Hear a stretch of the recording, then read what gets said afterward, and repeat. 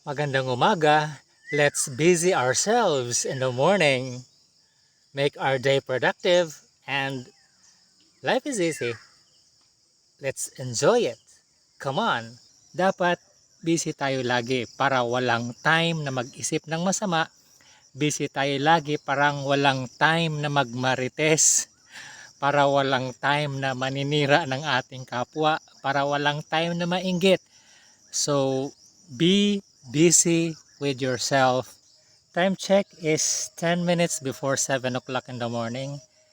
Ang sarap ng pakiramdam na yung pagkagising mo sa umaga, kape muna. After magkape, magkikilos na. Kung ano-anong pwedeng gagawin para lang hindi tayo nakatanga ba. Dili ta makatanga. Ibang walang ginagawa, nakatulala lang.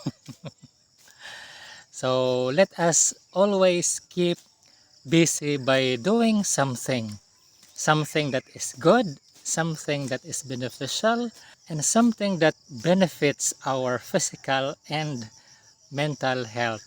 'Di ba? Ang ganda ng umaga kaya. Kaya ikaw, ano bang ginagawa mo ngayon? Magpaka-busy ka. Maglinis ka dyan, maglaba ka dyan, paliguan mo yung mga aso mo, o 'di ba? Paliguan mo yung mga anak mo, 'di ba? Dapat busy tayo lagi para walang time na mag-isip ng masama. Busy tayo lagi parang walang time na magmarites. Para walang time na maninira ng ating kapwa. Para walang time na mainggit. So, be busy with yourself all the time.